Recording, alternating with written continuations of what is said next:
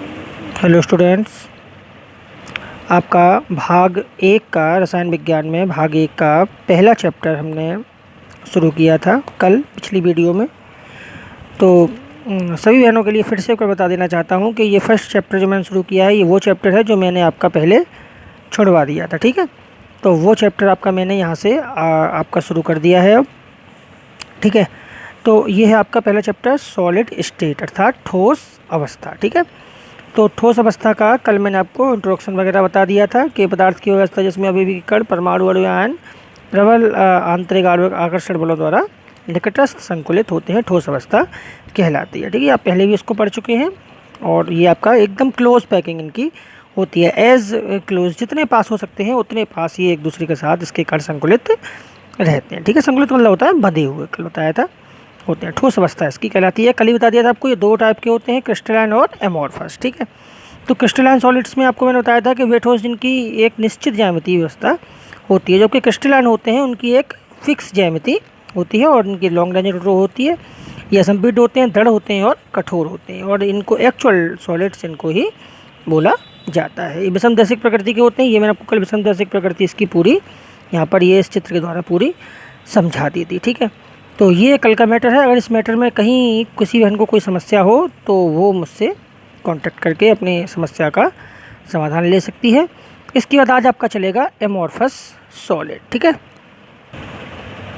चलिए तो हम अब देखेंगे अब आपका एमोर्फस सॉलिड्स। ठीक है, वे ठोस जिनका कोई निश्चित ज्यामितीय रूप नहीं होता, अर्थात क्या है कि इनकी कोई निश्चित ज्यामितीय व्यवस्था नहीं होती है तथा जिनके आंतरिक अवयवी कणों की कोई निश्चित ज्यामितीय व्यवस्था नहीं होती, एमोर्फस सॉलिड कहलाते हैं। ठीक है, इनके कणों की लघुपरास व्यवस्था, देखिए ये दोनों कंपेयर में याद रखेंगे। इनके कणों की होती है लघुपरास, शॉर्ट रेंज ऑर्डर होता है, और उसमें आपका लॉन्ग रेंज ऑर्डर होता है, यानी वो आपके दीर्घपरास व्यवस्था होती है किसमें, क्रिस्टलाइन में, और एमोर्फस में आपकी लघुपरास व्यवस्था होती है।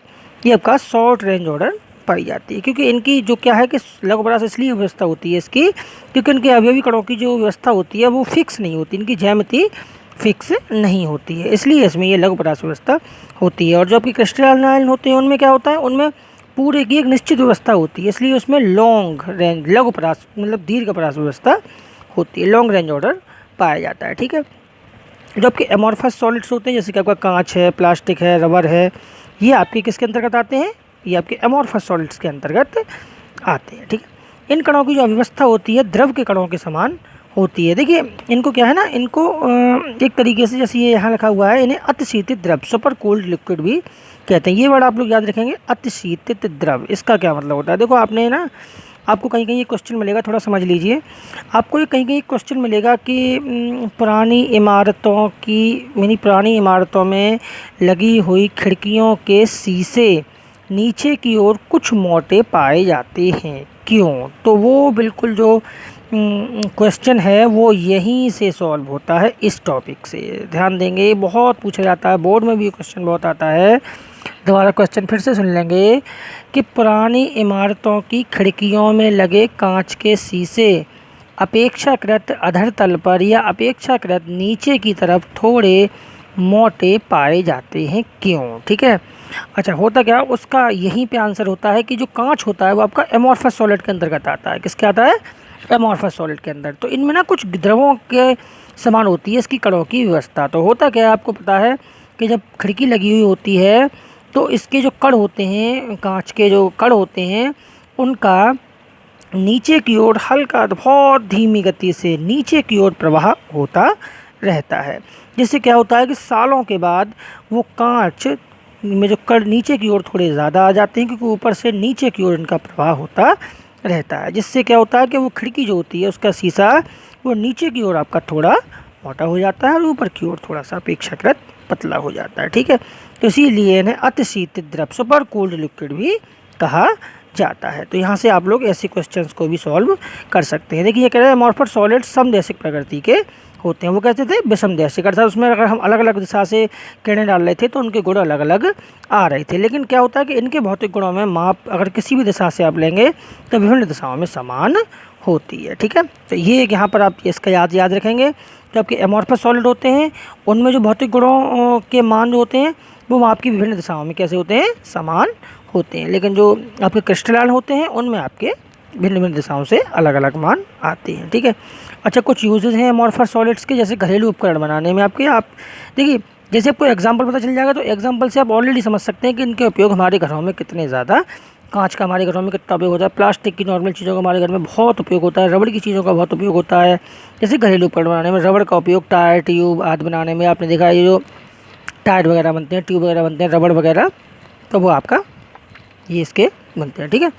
और ये आपका घरेलू उपकरण एवं प्रयोगशाला के उपकरण, कांच वगैरह जो होता है आपका, वो उसका जो प्रयोग होता है वो प्रयोगशाला के उपकरण वगैरह बनाने में किया जाता है। ठीक है। तो ये आपके हो गए इसके यूजेस ऑफ एमॉर्फस सॉलिड। ठीक है। तो अब तक आपने समझा क्या, क्रिस्टलाइन सॉलिड्स के बारे में और एमॉर्फस सॉलिड के बारे में। उम्मीद करता हूँ कि मैंने जितनी व्याख्या आपको दी है उस व्याख्या से आप लोगों को अच्छे से क्रिस्टलाइन सॉलिड्स और एमॉर्फस सॉलिड्स दोनों ही समझ में आ गए होंगे। फिर भी अगर कहीं कोई व्याख्या किसी बहन की समझ में नहीं आती है तो वो मुझसे कांटेक्ट करके उसके बारे में अपनी कन्फ्यूजन को दूर कर सकती है। ठीक है। चलिए, अब नेक्स्ट आपका आता है क्लासिफिकेशन ऑफ क्रिस्टलाइन सॉलिड्स, यानी कि जो क्रिस्टलाइन सॉलिड्स होते हैं उनका क्लासिफिकेशन, कितने भागों में उनको बांटा गया है। तो मोस्टली इसको 4 संवर्गों में बांटा गया है, 4 भागों में इसको बांटा गया है। ठीक है। देखिए, फर्स्ट है आपका कोवेलेंट और नेटवर्क सॉलिड्स, दूसरे हैं आपके आयनिक सॉलिड्स, तीसरे हैं आपके मॉलिकुलर सॉलिड्स और चौथे हैं आपके मेटेलिक सॉलिड्स। ठीक है। ये 4 प्रकार के आपके सॉलिड यहाँ पर होते हैं क्रिस्टलाइन सॉलिड्स। तो इसमें आपका पहला हम अध्ययन करेंगे, पहला है आपका कोवेलेंट और नेटवर्क सॉलिड। ठीक है।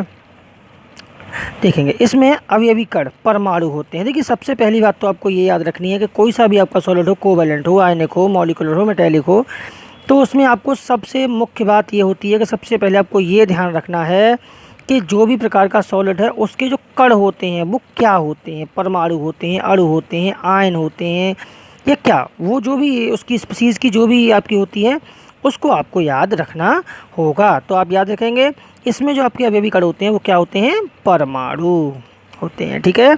चलिए, वो परमाणु होते हैं जो प्रबल सहसंयोजक, दूसरा पॉइंट बहुत ही इंपॉर्टेंट पॉइंट है आपका दूसरा, जो प्रबल सहसंयोजक आबंधों द्वारा जुड़े होते हैं। ध्यान रखेंगे, जो कोवेलेंट और या नेटवर्क सॉलिड जो होते हैं आपके, उनके परमाणुओं के मध्य कौन सा बॉन्ड पाया जाता है, प्रबल सहसंयोजक आबंध पाया जाता है, जिससे इसमें परमाणु अति प्रबलता से संलग्न रहते हैं।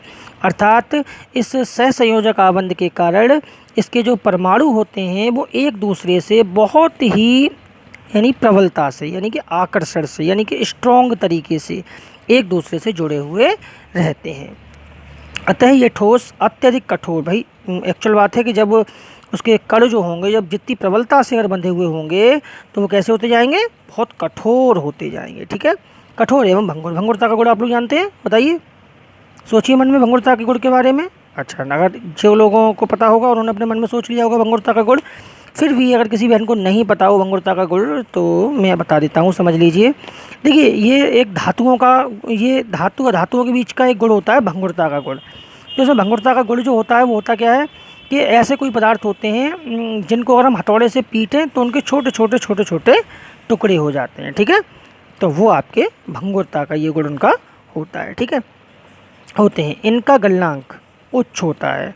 इनका गलनांक इसलिए उच्च होता है क्योंकि इनके जो कण होते हैं उनके परस्पर, उनके मध्य जो ये आबंध होता है वो बहुत ही स्ट्रॉन्ग होता है। याद रखिए, कोई भी आपका जालक है, कोई भी आपका क्रिस्टल है, उसमें उसके कणों के मध्य में बॉन्ड जितना स्ट्रॉन्ग होगा उसका जो गलनांक होगा वो उतना ही आपका उच्च होगा, क्योंकि बॉन्ड को तोड़ने के लिए आपको अत्यधिक ऊष्मा की आवश्यकता पड़ेगी, तो उनके गलनांक ऑलरेडी आपके हाई हो जाएंगे। ये सामान्यतः कैसे होते हैं, विद्युत के कुचालक होते हैं। कैसे होते हैं, विद्युत के कुचालक होते हैं। ठीक है। जैसे हीरा है आपका, ग्रेफाइट है, सिलिकॉन कार्बाइड है, सिलिका है, काला फास्फोरस है, ये आपके कुछ इसके कोवेलेंट या नेटवर्क सॉलिड के एग्जांपल हैं। जैसे आपका हीरा, ग्रेफाइट, ये SiC लिखा है, सिलिकॉन कार्बाइड या सिलिका या काला फास्फोरस। ठीक है। अच्छा, इसमें आपका एक अपवाद और होता है, उसको जरूर याद रखेंगे। इसमें अपवाद होता है आपका ग्रेफाइट। क्या अपवाद होता है, ग्रेफाइट। ग्रेफाइट जो होता है, जैसे कि यहाँ लिखा है आपका कि ये सामान्यतः विद्युत के कैसे होते हैं, कुचालक होते हैं। तो कुचालक का मैं आपको अपवाद यहाँ पे बता देता हूँ कि जब आपका ग्रेफाइट होता है, ग्रेफाइट आपका मुलायम भी होता है और विद्युत का सुचालक भी होता है। ठीक है, तो इसका जो है ये ग्रेफाइट मुलायम का मतलब ये देखिए यहाँ पे बता रहे हैं अत्यधिक कठोर होते हैं, लेकिन जो ग्रेफाइट होता है वो अपेक्षाकृत इसके मुलायम भी होता है, और ये बता रहे हैं विद्युत के कुचालक होते हैं, बट ये इसका विद्युत का सुचालक होता है। ठीक है, ये ग्रेफाइट के बारे में आप लोगों ने शायद 10th में पढ़ा है, तो वहाँ पर आप लोग इसको समझ सकते हैं। वहाँ से ग्रेफाइट की संरचना को एक बार देख सकते हैं। इसकी जो संरचना होती है, इसकी परतीय संरचना होती है, और इसका जो संकड़ होता है उसके अकॉर्डिंग ही ये जो है इसका सुचालक बन जाता है। तो इस तरीके से ये इसका अपवाद है ग्रेफाइट के रूप में, और ये आपका इसका डिस्क्राइब है। ठीक है, तो अब आप लोग ध्यान रखेंगे कि इस पार्ट की आप लोग शुरुआत करेंगे। शुरुआत करके आप लोग पहले क्रिस्टलाइन सॉलिड्स लिखेंगे, उसके बाद एमॉर्फस सॉलिड लिखेंगे, और एमॉर्फस लिखने के बाद फिर आप डालेंगे क्लासिफिकेशन ऑफ क्रिस्टलाइन सॉलिड्स। ये चारों लिखेंगे। चारों लिखने के बाद आप लोग यहाँ से इसकी मतलब ये एक साथ लिखेंगे चारों, और उसके बाद फिर ये इतना लिखना शुरू कर देंगे।